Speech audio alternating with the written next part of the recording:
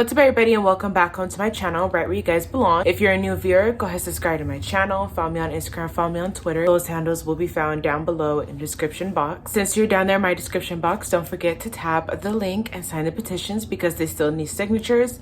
And please don't forget to share with a friend or two. If you guys have been watching me more recently, you guys noticed that I got a new piercing. I'm gonna be talking about why I got it, the cost, the pain, all of that good shit. So if you or someone that you know is interested in getting a septum piercing and you want somebody that's going to give an honest review, I'm your girl. For starters, I have been wanting a septum piercing for a long time. I spent so much time doing research and like prepping myself, so it took me about 4 years to finally get this septum piercing. At one point I did want a nostril piercing because I wanted to have the little hoop like Tupac did, but I decided, you know what, maybe a septum piercing is more fitting to my face, and sure as shit it is. I would watch tons of videos on people getting their septum piercing, just literally just getting a general idea on what to expect, because I've never gotten my nose pierced before, and I never went with anyone who gotten their nose pierced before. So watching YouTube videos was a way for me to kind of prep myself on what's to come. For those of you guys that have been watching me for a cool minute, you guys know that I live in the Bay Area,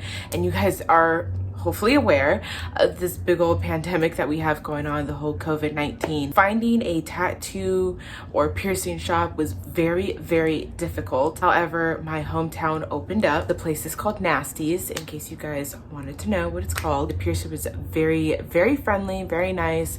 I filled out a form. You're gonna need your ID and shit, you know, to verify that you're of age. Then the piercer took me back. The piercer was telling me what was gonna happen, showed me the clamped on to what is called a sweet spot, which is something that your piercer will look for. I was sitting up when my piercing happened. I don't know if that's how it's supposed to be done. I don't know if that's the incorrect way to be done, but everything's been fine so far. So if your piercer has you sit up, I wouldn't be too concerned. The only reason why I mention that is because some of the videos that I watched, the person was laying down, and some people say that the way it's supposed to be done is laying down, but like I said, my piercer was pretty accurate with what they did. So they sanitized the area with, I think it's alcohol. That's what it smelled like that went on my nose. They sanitize the area and then they look for your sweet spot.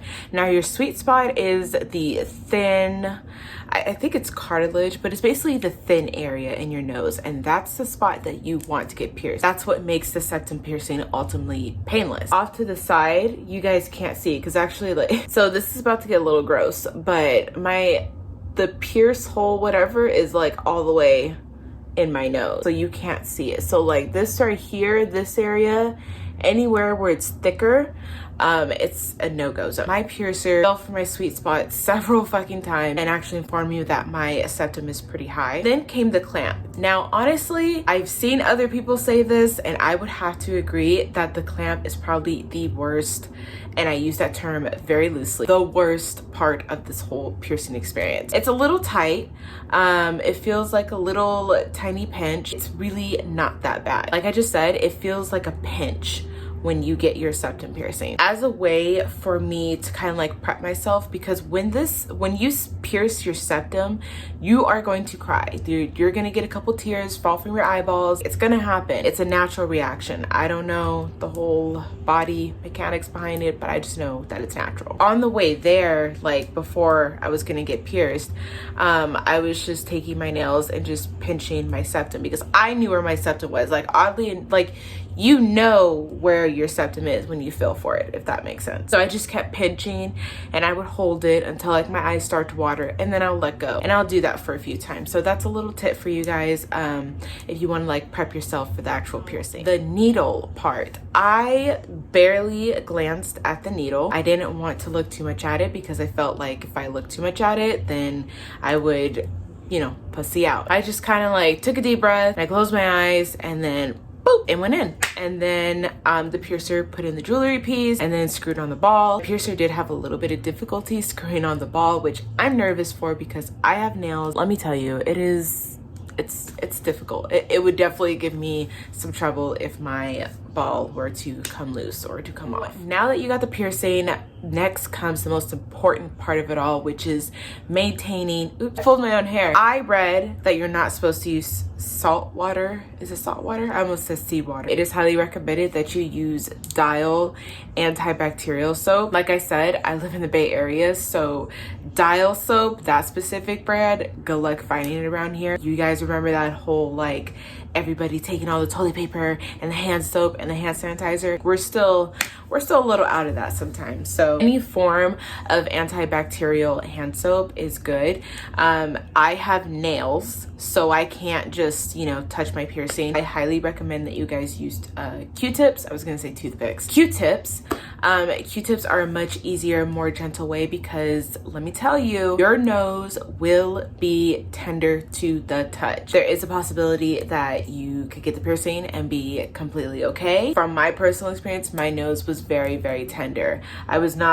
This was not happening. This was not happening. This was not happening. Like, I literally could not touch my nose. And I saw my best friend probably about like 2 or 3 days after I got the piercing. My nose was just so irritated. I just wanted to rip my nose off. Like, honestly, I was starting to regret my piercing, not gonna lie. My best friend bought an ice pack for me, which I highly recommend that you keep that on deck after you get your piercing. Just ice it. After I started icing my nose, my swelling went down. I didn't realize that my nose was swollen. I don't know how I could forget that because when I got my nipples pierced, my boobs were swollen, like swollen. I don't know why I didn't take that experience and apply it to this one, but I highly recommend that you guys get an ice pack. Antibacterial soap, an ice pack, and I would say moisturize your nose. The reason why I say moisturizer is because obviously you're gonna be cleaning your piercing, which I recommend about 2 to 4 times a day. Some people might say 4 is a little bit excessive. Your piercing is healing because it's a wound essentially. It's gonna be healing and you're gonna get crusties. I don't know how else to say it, but you're gonna get crusties. Those things fucking hurt. Let me tell you something. Your nose is gonna be tender, like I said, the first couple days, but like it's been a week for me. Technically I'm on day 8 and my nose feels fucking fine. Like I could do this and this and this, it's fine, it doesn't hurt. If you move your piercing and you have like some crusty on it, it's going to fucking hurt. Please, before you move or adjust your piercing in any type of way, clean it, clean it, clean it, clean it. And you're gonna know it fucking hurts because your eyes are gonna water. I can't change my piercing piece until 6 weeks. I don't think that I'm gonna change it out because I actually like how it looks. I might get a gold piece later on down the road that looks similar to this one and then just have my piercer change it instead of me changing it. I don't know, me changing piercings, anything other than ears, I can't change those piercings. I get too scared, I'm too pussy. I'd rather have someone else do it for me. It's day 8 of the piercing and I love it. It's very fitting. I feel like it centers my face. My best friend agrees.